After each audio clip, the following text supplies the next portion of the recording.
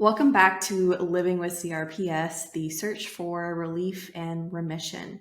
I'm Elena Key, and today we have a very inspiring guest, Christina Garitselov Lee.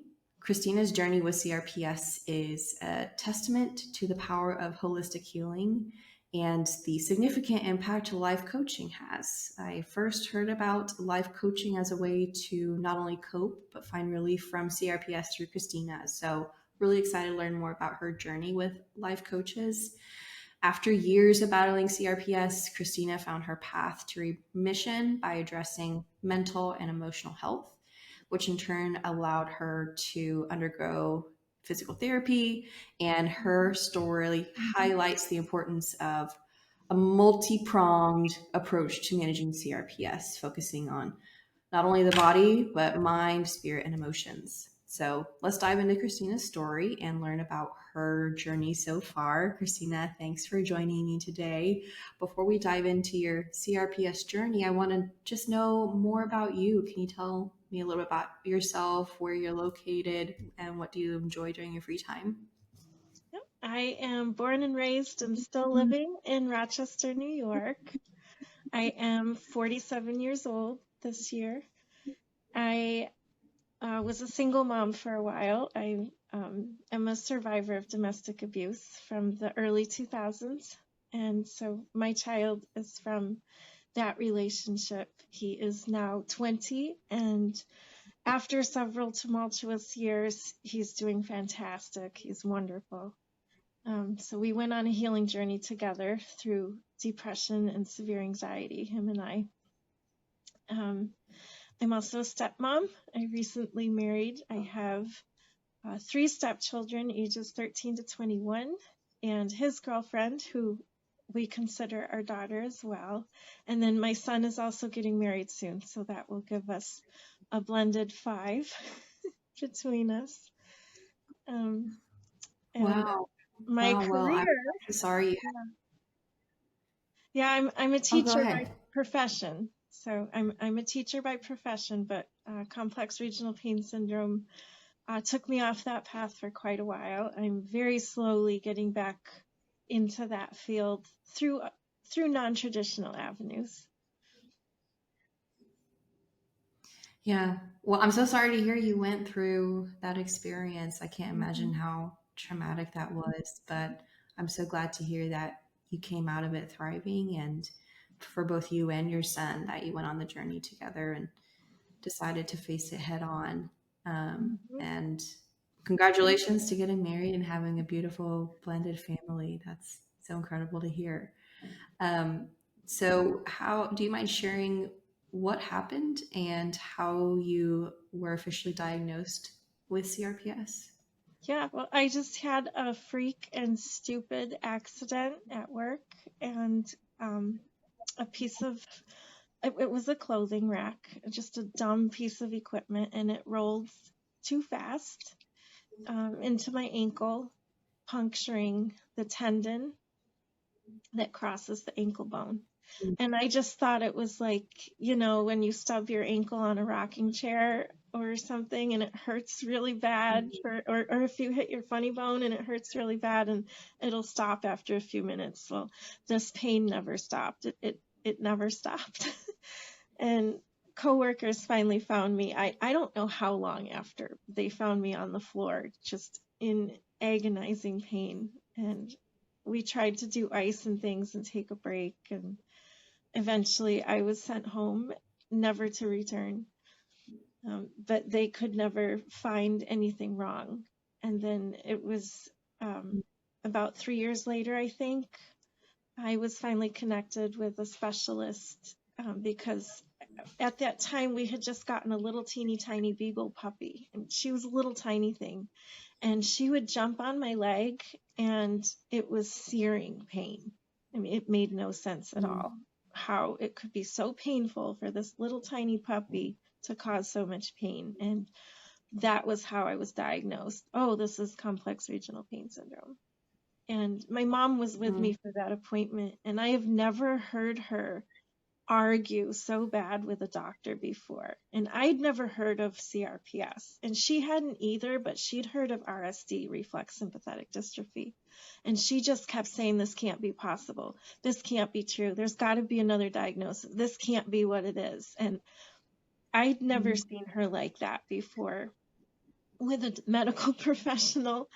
Now I know why she was so adamant that that couldn't possibly have been the diagnosis, because she knew if that was what was coming. And she's always Mm-hmm. been somewhat in denial that that was the diagnosis. Mm-hmm. But she's also Does been she very accept it today? um I'm not sure. She's always hopeful that they're going to find something else. Eventually they're going to find something else. But her take on it was, and always has been and will be, regardless of what the diagnosis is, you have to go on with your life. So that Mm-hmm. was really hard on me.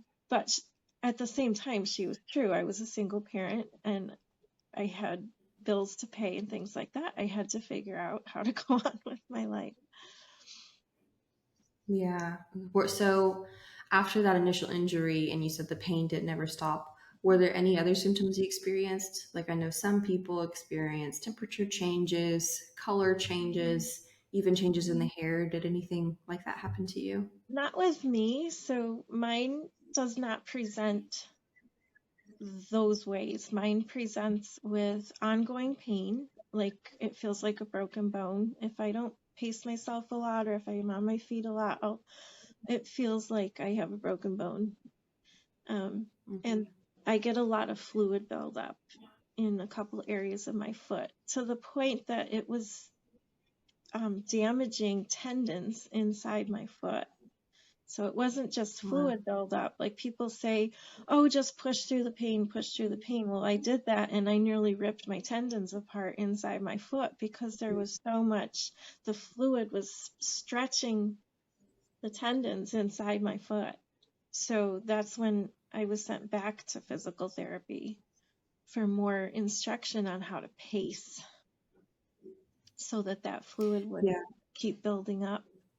But I was just approved for another therapy called shockwave treatment that I'm hoping, I had some experimental treatments with it, and it did reduce some of that swelling from happening. So I'm very excited to begin that again soon. And hopefully, fingers crossed, it may resolve that cycle of fluid being sent to the area for an injury that's no longer there. Mm-hmm. Wow, I hadn't heard of that before. Yeah, this diagnosis is tricky because we're always told to listen to our body, but you also are told CRPS is a move it or lose it. So you are constantly, I constantly feel like I'm walking on eggshells of how far I push myself before I listen to my body. Because if I listened to my body from the very beginning and didn't do anything because of the sensations and pain I was feeling, I would still be bedbound. So for me, it's been okay, let's just add a little bit more. And if it's okay, let's do that for a few weeks and add a little bit more. But so how, um, we'll get into shockwave therapy in a little bit because I'm curious to learn more about that. But what are some hobbies or interests you've found that have helped you cope with CRPS? Yeah, well, I used to do a lot of walking, biking, ice skating, rollerblading, and all of that ended in that one moment.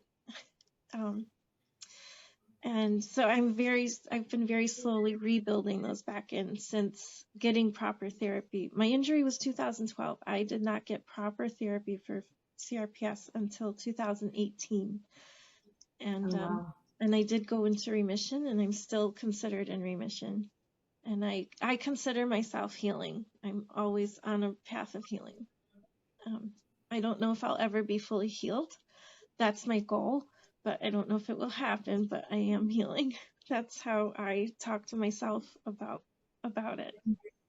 Um, so one Yeah, of the I love hobbies, that perspective. yeah, like you talked about, we would just be stuck in bed. I was teaching part time, and then get home and I would just crash. And one of the hobbies my son and I found together was playing Minecraft. And I now own that Minecraft server. We're having our 11th server anniversary this evening. But so that was a hobby that we built together. And then gradually I've been rebuilding back gardening, photography, gentle walking, and I am able to ride a bike. And I just found my Wow. skates again. So I had foot surgery last year on my other foot. I had a major injury from a fall and had major surgery. So I just found my skates in the shed, and I'm tempted to put them on and try and see. I have medical clearance to do so. So that's I'm undecided on should I do it or wait and give it more time. Wow. But Well, did the surgery go okay? I know people, the whenever they're surgery, facing the decision of surgery, it yeah, can be. I was gardening and tripped on one of my garden fences. I ripped off my Lisfranc ligament completely. It was gone. And I had multiple fractures in every single metatarsal in my foot. And so I have hardware in my foot now. But the surgery could not have gone better. It it was perfect. The surgery went perfectly. My x-rays are perfect. I do have a lot of pain and fluid buildup in the foot that we think it's just because I had poor foot structure to begin with. I've always had to wear orthotics, and now my orthotics don't fit with the new hardware. And insurance Mm, is, they're not going to cover it. They said they would, mm, but only after an $8,000 deductible. mm. So I'm Yet, doing the what? best Yeah, I can right now with what I have. Um, but as did far as you? there's no signs of complex regional pain syndrome activated in that limb, the surgeon I worked with is the one who looked at my original imaging from 2012 and 2013, and he was like, yeah, you've got a puncture in your perineal tendon. They never told you that? Like, no.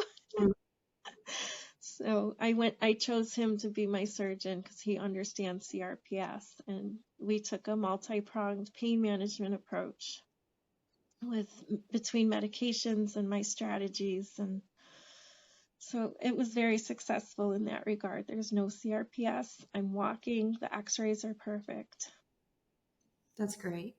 When your doctor did the surgery or prepared for the surgery, did he follow any sort of CRPS protocol, like giving you ketamine during the surgery to prevent spread? No, we did. I don't know what they put in the IV drip to knock me out. But I was on oxycodone from the night I broke my foot in the emergency room. The emergency room doctor and staff, as soon as I said I have CRPS, they were amazing. They were very compassionate and gentle. They didn't touch my limb in the x-rays. They allowed me to move everything. And that has been, and I think that's because I've chosen who I want my medical professionals to be. I've chosen which emergency room I go to, and Mhm. I've built those relationships with people, and that's where the life coaching helped me learn that skill. So I'm not Yeah. treated anymore as a pain patient or a workers' comp patient. I'm treated as a human being worthy of the best care because I treat myself that way now, and I expect to be treated that way now when I go into a medical facility. Um, Mm. so they were wonderful. And yeah, I had oxycodone, and then after surgery, gabapentin and oxycodone. And I kept in contact with the doctors very carefully, and I didn't take the full dosage. um, I took it as needed. And then with some friends helping me understand pain management too, learning to not be afraid to take it before it wore off. because then that's when I would get in the horrific pain cycle. Mm-hmm. And then just gradually learning which times a day I was going to need it and which times I would be able to just relax and not need it. Because that was one that you can get quickly addicted to the oxycodone. Mm-hmm. So, are you still taking any medications from that surgery or for CRPS? No, I'm not. No, I manage everything holistically. And by holistic, I mean, mind, body, spirit, emotions, thoughts, nutrition, exercise, movement. Yeah, That's wonderful. I chose a no medication route. I experimented with a couple medications early on, and I did not have good experiences with them. So then I Do you mind started. sharing which ones you tried and what happened? I don't know the name of it. One was a pain patch, and the doctor said it was the lowest dose of one of the mildest pain meds. And I had a very bad neurological psychiatric response to it. And fortunately, my son was with me and called my mom, who had him go get tweezers and peel the pain patch off me and keep trying to wake me up until they could get there. Wow. It was, Wow. I don't, and I wasn't aware of any of that going on. I just that's what they told me. That's what I So told it you. was crazy. So that doctor was like, well, if you couldn't even tolerate that one, there's no pain medication out there you can tolerate. Um, Wow. but then when I broke my foot, I had to have something. I mean, that made the original pain I had nothing. So, I mean, I was howling in the emergency room for like 2 hours until finally they're like, we're going to give you oxycodone and don't worry about side effects right now. We need to stop the pain. And then I didn't have any side effects to that. It was amazing. And so that was an incredible blessing. But it's also a That blessing is, I don't need it anymore. yes. Hmm. Yes, definitely. So, speaking of a holistic approach, what led you, or I guess what was the ultimate turning point to seeking out a life coach?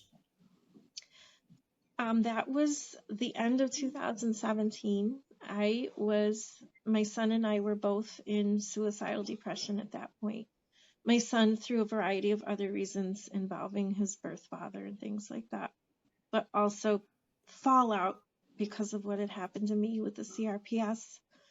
He lost his mom that he knew at the day I was injured. I could no longer take him to his t-ball games and his scout trips and things like that. My life ended, the life he knew ended in that regard. So there was a lot of grieving, anger, not understanding what was happening. I couldn't even understand it. And here's a 9, 10, 11-year-old boy trying to understand it. So we both ended up in severe anxiety and severe depression.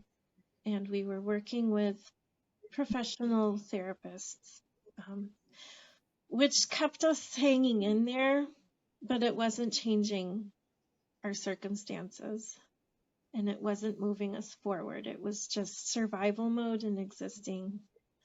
And then finally, one of them recommended a life skills coach who came into our home and worked with my son and me together from a point of you're a mom who now has a disability and chronic illness. We need to teach your son and you how to set some things up in the home, how to communicate better, and things like that, how to plan ahead. And then when my husband and I met and were dating, we implemented that as well. We had one of those coaches come into our home and work with us and all 4 of our kids together. And then that got us through that a lot better. That pulled my son out of the depression, pulled me out of Hmm. a lot of the depression, but not all of it. So that was the summer of 2017, I think. And then by December of 2017, I was back in bed, stuck. I'd lost my teaching career by that point. And I was just feeling, Mm. I actually told God, if there's nothing left for me on this earth with the purpose and skill sets you've given me, just take me home. And a few days Mm. later, a friend of mine who is a life coach posted something on her Facebook page that attracted me to it, drew in my curiosity, but also rubbed me the wrong way. Like, how could you say something like that? Because it was something positive about life and about God and faith. So I reached out to her. She Mhm. pointed me to a free program that was self-guided that I tried, which is wonderful. But instead, it unlocked emotions and things that put me into a really bad pain flare that I couldn't get myself out of. So I turned back to her for guidance and help, and I worked with her for a month in an online class with other people. And that, at the same time, another friend who was also a coach had been planting seeds about being grateful and mindset. And most people are like, I was at least, um, these are physical problems. I can't possibly change anything. What do I have to be grateful for? I was in a really bad place, but I was also desperate. Mm. I had no other options. So it's like, okay, I will give this a sincere long-term try. And it worked. That's And wonderful. So, do you I've still been, work with a life coach? yeah, I have different people who are coaches that either they're under business coaching or faith coaching or personal nutrition coaching, things like that, depending on who's offering what classes that are in my budget, um, and in my, you know, applicable to the stage I'm ready to enter or work on my journey. Because we can't do everything at the same time. No, But I've been forced to live my life at a slower pace, and work on my mindset as well. Yeah. yeah. I also remember I did not enter the life coaching to try and solve my pain or my health. I entered the life Mm. coaching because she's also a financial coach and a business coach. So I wanted to see what she had, if there was anything I could glean from her that I could start earning an income again, Mm. some way, somehow. That was why I started working with her. And then she didn't even start talking about that at all. She started talking about our faith and our beliefs and what we believe versus what's actually true, and shifting our mindset. And it took me a long time to shift my mindset. But as I started to release my fears about how am I going to pay my bills, where's my next rent check coming from, where are the groceries going to come, as I started to release those things to, God says he's going to provide some way, somehow he will provide. As I allowed myself to trust that process, my physical pain started going down. Muscle spasms I'd had for months broke. I was able to get out of bed and start walking around and do things again. So my physical body followed as my heart and my emotions healed. Wow. Well, that's wonderful to hear.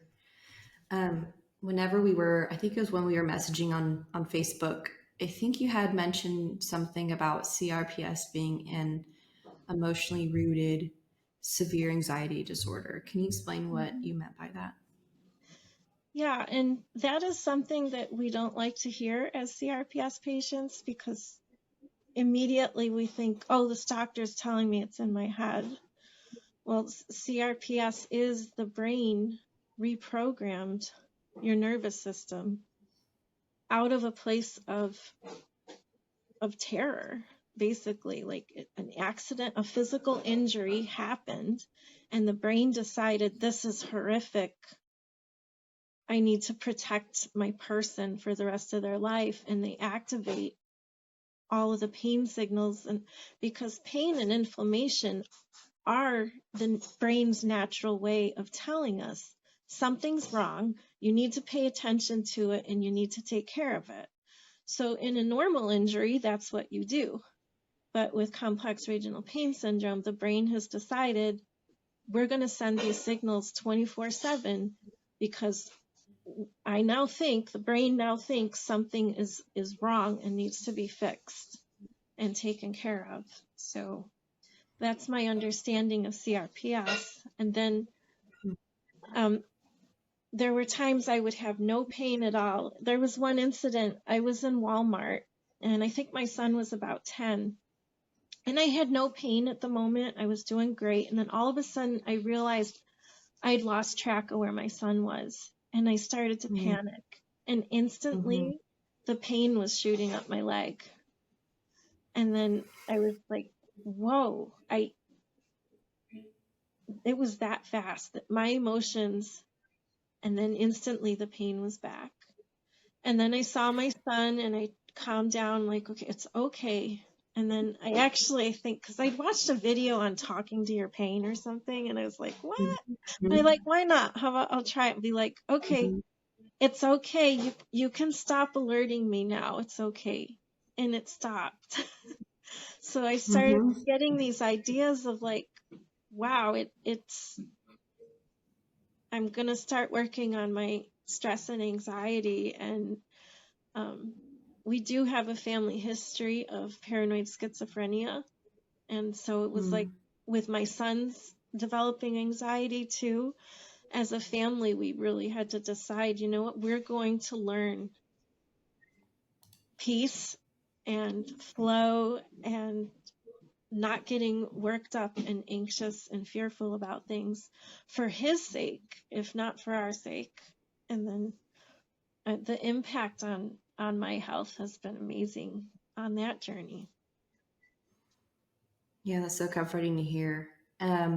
You had mentioned faith a few times. Have you found any community of other people locally that have helped as well, whether it's just a community of people you see or even a church that you go to?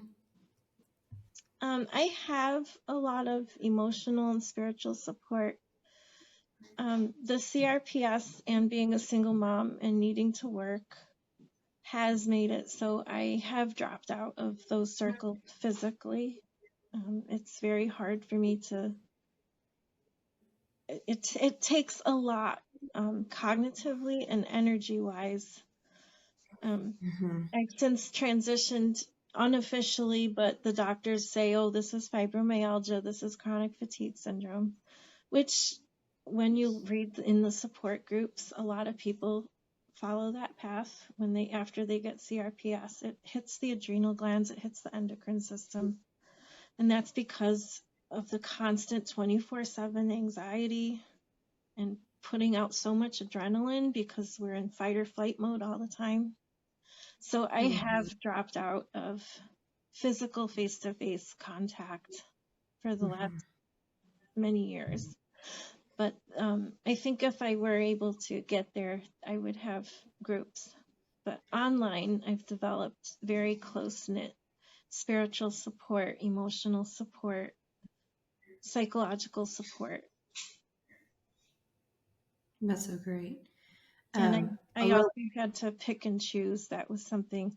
There are support groups out there, and it's all, I hate to use the word pity party, because it is very real. It is very traumatic. It's terrifying when you're going through this.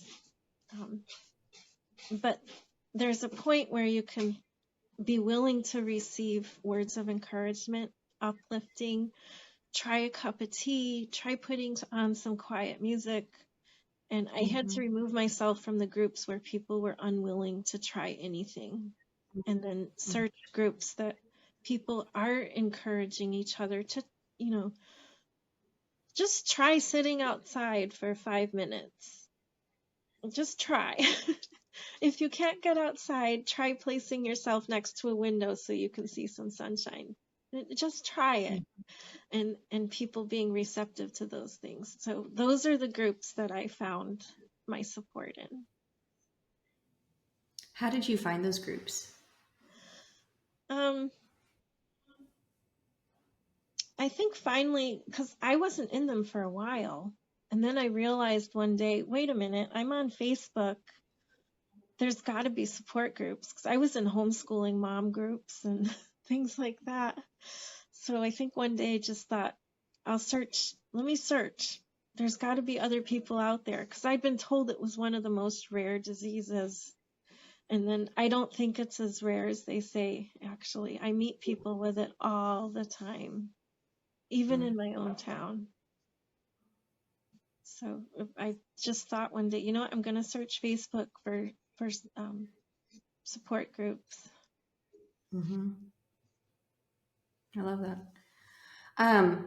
So you had mentioned that your life coach helped you be able to start doing physical therapy again. What role has physical therapy played in your journey? Yeah, so actually, again, that was in a support group. Someone else was exploring alternative options, and they posted, I'm nervous to share about this because I don't know how it will be received, and I know it's not going to work for everybody, but I'm having success with, and it was a different modality, one which I'm not familiar with, but that gave me hope. I'm going to search. I can't afford that, but I'm going to search on the internet to find what I can do and what I can't afford. And I came across a video called Retrain Your Brain, and it was at a RSDA Hope conference on YouTube channel by Dr. Mark Butler. And the process he described, how he walks his physical therapy patients through CRPS, made so much sense to me. And so then with my life coach building up my self-esteem and my self-worth, I then had the confidence to go to my attorney and lay out what I wanted, get the approval from workers' comp. Once the approval came, I went through the yellow pages. I don't even know if yellow pages still exist, but this was 2018, and I had a yellow page book, and I went through all the physical therapists and called them and asked them, have you heard of this condition? Have you worked with it?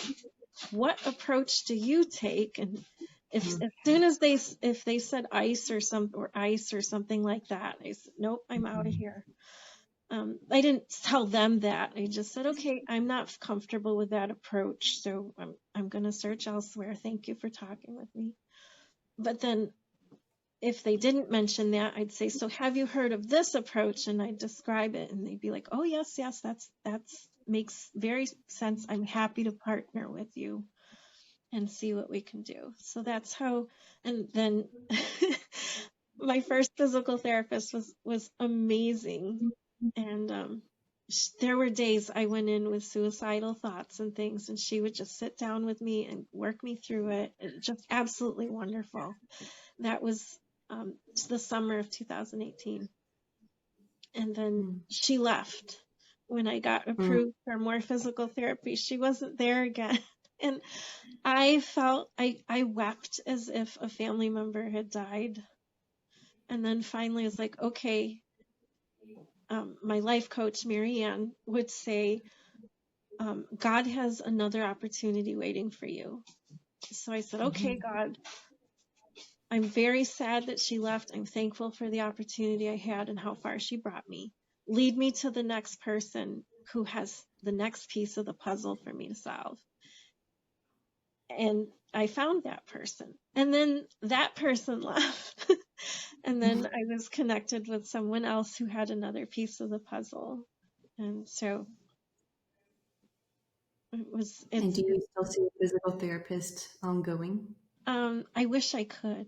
I really wish I could, but insurance doesn't work that way, and my budget doesn't work that way. I have found one who does offer a personal fitness program that would work with me. If I had the finances, that's where I would be right now. Hmm. So I have found that group of people finally. Mm-hmm. But yeah. That's good. So, what sorts of um, techniques or exercises did the various physical therapists do Yep. with you?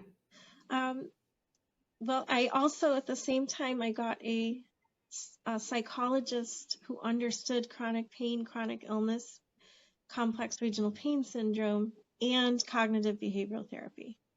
So I had my life coach, Marianne, working on my faith and my view of myself and my perspective on life. I had my therapist working on the cognitive behavioral therapy, the emotional support professionally through the suicidal depression and parenting. She worked with my son too.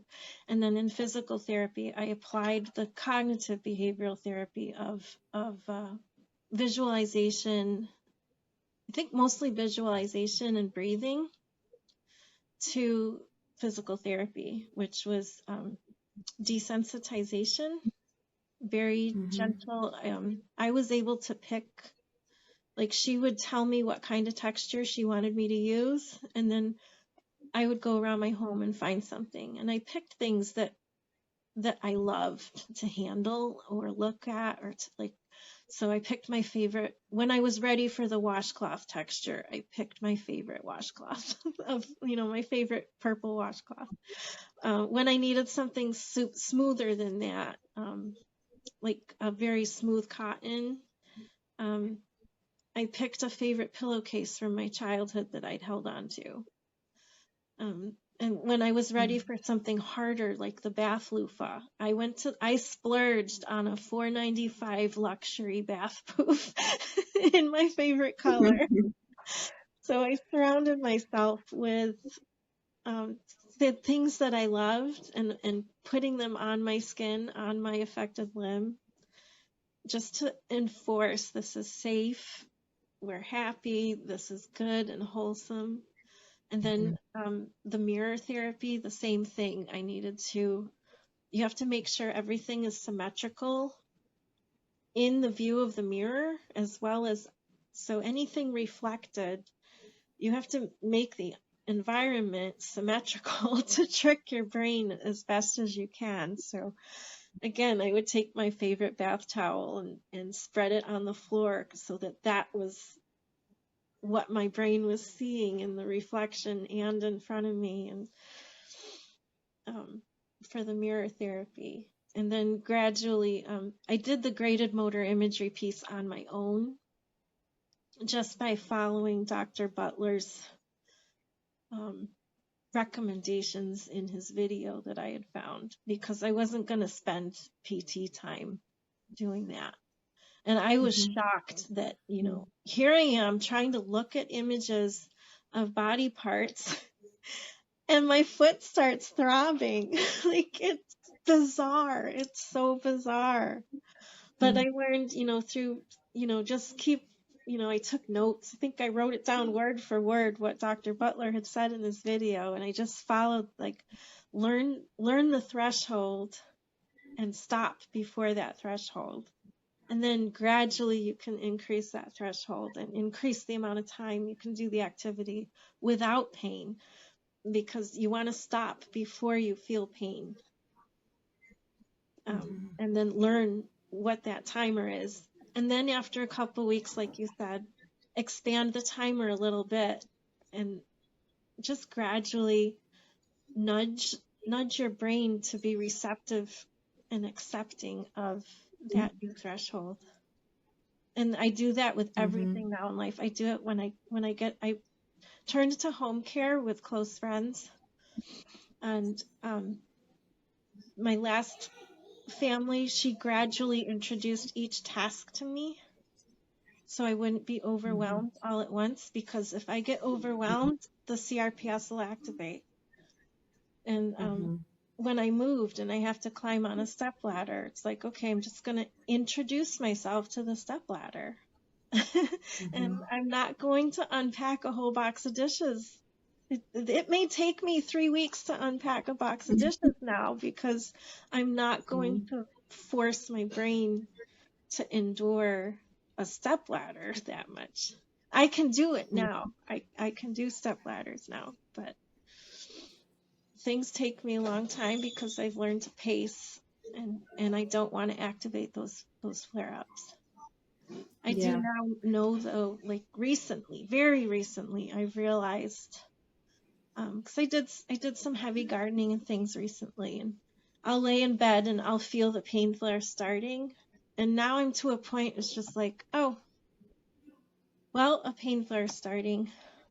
Mm-hmm. I have my cup of tea, turn on a movie, and just let it run its course. And I've noticed since I've been adopting that approach, it ends really quickly. Like, it's like, Mm-hmm. it's almost as if my brain was like, oh, you're not worried about this? When it's time, Mm-hmm. okay, I'm done.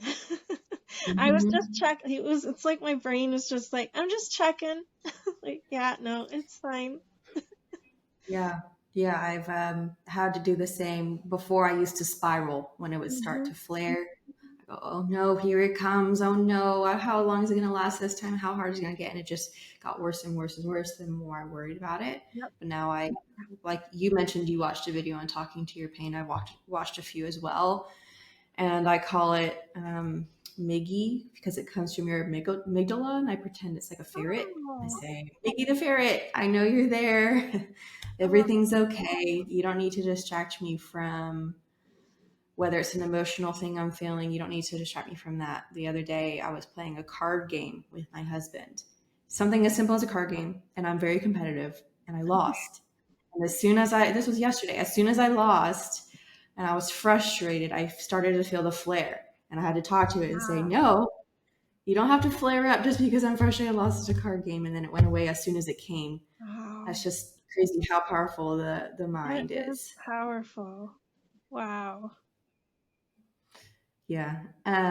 So now, what does your day to day look like? Do you follow daily or weekly routines to help you stay balanced and grounded? I should, and I want to, but I don't. I have cut back that I no longer work full time. If I do have a week where it's full time hours, I am wiped for up to a month after, emotionally and energy. Not so much pain, but energy and emotionally, I'm wiped. And cognitively too. So I try to keep my work hours under 32 hours a week, which means our lifestyle has to match that right now. Um, Mm-hmm. I am trying to build an MLM business, which is supposedly passive income, but Mm-hmm. with the cognitive side of things, the cognitive fatigue, that's been hard and very, very slow to do. But I'm getting better at it. But like right now, I forgot the question, and that's the cognitive piece that CRPS has done to me. 'Cause I used to be a teacher, a scholar, a Mm-hmm. researcher. I never had brain fatigue ever, and I was just like, I'm drawing a blank. Yeah, no, that's okay. The original question was, do you follow any sort of daily Oh yeah, practices? yeah, Like, yeah. So do yeah, you wake up, do meditation, or how yeah. do you continue? I don't have them as like a routine, but like I use essential oils and aromatherapy a lot. And like Mm-hmm. this is the one I use through physical therapy. It's called Fulfill Your Destiny. So they had me do the step up, step down, step up, step down like so many times, and it was just like, okay, I'm taking one more step into my destiny, one more step into my destiny, and I kept it in my pocket, and they don't like you to open them because they're so aromatic, but you can smell it through the closed lid, and sometimes. often, I mean, I got into I have an herb garden now because I can't grow lemons here in New York, but I have lemon thyme, lemon balm, lemon basil, rosemary, oregano, like those smells they just help you relax so much. And like the peppermint and the lavender, like from Mm-hmm. my garden, even just burying my face in a plant of lavender, and the pain recedes. It's amazing. So that's how I got into gardening, when I realized the plants help manage my pain and my Mm-hmm. emotions, because they just make you feel so relaxed and happy. just Yeah, smelling yeah, the leaves. So I don't have a lot of yeah. flowers in my garden, but I have a lot of the herbs. I don't even Mm-hmm. really cook with them. I'm not a cook, but Mm-hmm. I do try to add them in. I mean, I've gotten to the point, the nutritional benefits of basil and things are so good. I'll just eat a leaf of basil when I'm in my garden. I don't know if it's helping me. I like to think it's helping me, Yeah. but If you think it is, then it is. Different things help different people. but yeah, I have my aromatherapy accessible at all times. Scripture verses around, word art that's around my house. Sometimes I'll wear a word on my jewelry just to remind me that week. So I should have Mm-hmm. routines, but I don't. I would like to. But I guess, working on my Well, garden. that is your routine. Yeah, just Yeah, going that is your around, routine. Right? watering the flowers, enjoying my garden. I try to have like the same breakfast. I'm pretty set in my ways what I like to eat. And I'm trying to Mm-hmm. build in walking, or more walking. It's easier to do in the summer. We had a heat wave though, so I wasn't able to. And then the foot surgery I can't do the walking I normally would do, but I'm actually gonna, one of the classes, what's my first class I'm gonna try, and I would like to hold it in one of our local parks and build in the aromatherapy, whether I bought some fresh herbs that they can use to practice breathing and feeling that stress release out of your shoulders and things, and hear the birds, hear the breeze in the leaves, and which I guess is called meditation. I have a lot of friends who are skittish around the word meditation and mindfulness, but Um, so what does remission look like for you? You had mentioned yeah. earlier in our conversation that you consider yourself in remission. Hmm. Yeah, so like, it's not like if someone had cancer and they're in remission from cancer, that means there's no sign of cancer anymore. With complex regional pain syndrome, remission means you have less intense pain, fewer flare-ups, shorter duration of flare-ups, and you're able to do more activity in your daily life than you could when you weren't in remission.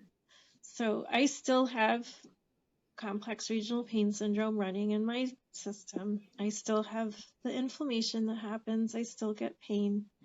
I still get flare ups, but um, they happen a lot less frequently.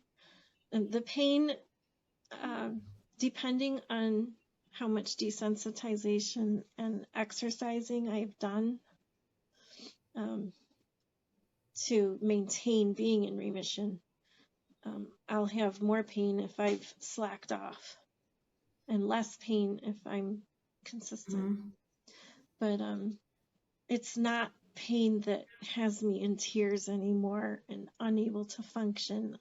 There are times I can't take a shower because I don't want to risk falling in the shower, because it is very intense pain after I've been in the garden all day. And I won't do stairs to do the laundry. I'll tell my husband it's not safe for me to do the stairs right now. But I can get to the bathroom. I can get dressed. I can get myself a bowl of cereal. I can take myself outside to sit in the garden. If I had to, I can water the flowers if they're wilted right over. I'm not going to let my flowers die because my foot surgery was a completely different scenario. I had to let my flowers die. But with the CRPS, I like to say it doesn't control me anymore. Even though I've built boundaries around my life to prevent the flare-ups from happening, with where I'm at now, I'm in control of if I'm going to have a flare-up or something. Not always, but if I decide to work really hard on the house and do deep cleaning, I'm going to be in a flare-up that night, and I don't have to Mm-hmm. be afraid of it anymore. I chose that path of activity that day, and I choose to accept this is what's going to happen tonight, probably. It may not. Chances are high it will. And it is what it is. I'm not afraid of it anymore. And I Mm-hmm. can plan, I can look at my calendar now. Like we just had a all day graduation ceremony a few weeks ago for my stepdaughter. And I had to plan like, okay, I need to be my best on my feet a lot this whole day. I'm choosing to not do anything strenuous the 3 or 4 days leading up to it and not do anything strenuous 3 or 4 days after that day. Mm-hmm. Yeah, yeah, I know exactly what you mean there. And then you mentioned that now you're doing some part-time work, Mm-hmm. or at least not over 32 hours a week. What do you do for your income now? Currently I'm a home care assistant, but I don't do hands-on care where a person is relying on me to transfer them or spot them in the shower or things because that would not be Mm-hmm. a safe situation. But I do help, with meals or light housework, making sure they got their medication for the day, things like that. And then I Okay, just great. I'm glad. started. I have a private student now, and I'm hoping to get more in the homeschool community, where some specialized subjects such as writing, or Spanish, or I'm working with a student now on some math and finding where the learning gaps are so that she's ready for high school math. So that's been Mm-hmm. really nice to get back into. Yeah, what I've found really helpful for service businesses like that, have you ever tried joining local Facebook mom groups where you are and posting in there about your private teaching? I haven't branched out a lot. I'm in two groups that I've posted in, but that's a really good idea that I could find more. Yeah, yeah, definitely. It will. I used to do that whenever I used to teach piano lessons, and 100%, I would say 90% of the business I do now comes from, I work with real estate agents, and 90% of the business comes from real estate agent Facebook groups. Um, Hmm. so, yeah, Facebook groups are awesome. Last question for you. I'm sure this is draining you as well. So I'm sorry. This conversation has gone on so long, but towards the beginning of our interview, you mentioned shockwave therapy, and I mentioned I wanted to ask you more about that. I have heard the word, but that's all I know. So, what is shockwave therapy? Yeah, so I was really scared when I first heard what it was, but I was also at a point like, what the heck? If he's telling me it can't hurt me, it can't hurt me. So I did my breathing and visualization and everything through it, and I had positive results. So it's kind of like ultrasound with an electric pulse behind it. So it amplifies the pulse. So no electricity is going into your body, just the pulse. And it stirs up deep, soft tissue where there is inflammation and scar tissue. And it stirs that up so that the body sends fresh blood flow to that area to start healing what's been stirred up. And it kickstarts the brain to recognizing, oh, this is what really needs to be taken care of in this area. And then Mm-hmm. it interrupts that cycle that the brain had started under false beliefs about that area. It interrupts that Mm-hmm. cycle, gives it something true to take care of, and kickstart the healthy way of taking care of that part of the body again. Is it kind of That's what I similar to understand. scrambler therapy? I am not Have you heard sure. of that? I have not looked into Okay. scrambler therapy that much, so I'm not sure. I don't think so. I think they're two different things. How did you originally hear about this therapy, and how did you find a provider?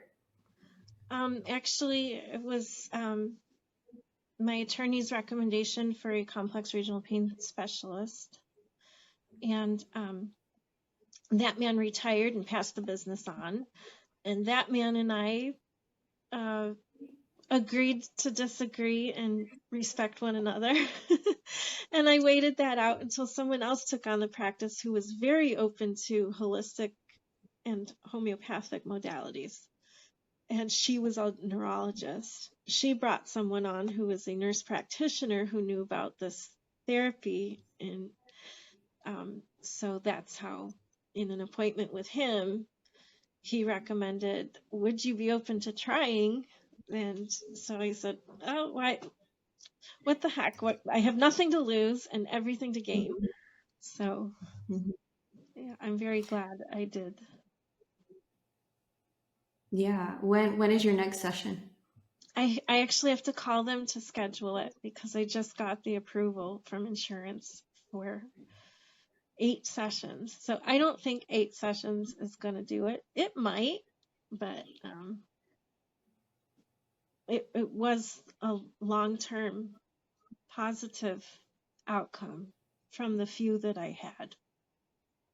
And so now I need That's to great. finish the rest. Would it be okay if I followed up with you and hear how it goes after you have those treatments? I'm really Yeah, curious. absolutely. Yeah. Awesome. I appreciate that. Well, Christina, thank you so much for sharing your journey with us. Your story just brought so much hope for me of that the mindset and the spiritual and emotional support you've received and your holistic approach to healing and the true power mindset. And thank you for not making me feel crazy when I talk to my pain. I know you do it too, and I know it works and it's not a Yeah. placebo effect. Um, and I hope to catch up with you and hear as your journey continues. And for those of you watching, I will link the resources that Christina mentioned. So I'll try to find that video by Dr. Mark Butler. And I will, the coaches that you hired, are they available for hire if I look them up and They mention them as are. well? Yeah, they are. I can send you their information. Yeah, Yeah, that'd be super helpful. I'm very, very, very slowly writing a book about these things. So Oh wow, wow. Well, you'll need to tell me yeah. once it's published, and I'll definitely share that Mhm. with everybody as well. Congrats to you on writing a book. Yeah, That's a huge accomplishment. it's very emotionally draining, but Yes. I hear from other friends who've written books that that's normal as you go through the memories. And yeah, I'm trying to make it Yeah. very easy, conversational, yet include the science without making it feel like it's science. But Mm-hmm. Yeah. mhm, Show the proof behind it. yeah, Well, thank you again, Christina. I appreciate your time. thank you. This was exciting. Keep in Thank touch. you. Yeah. Yes, absolutely.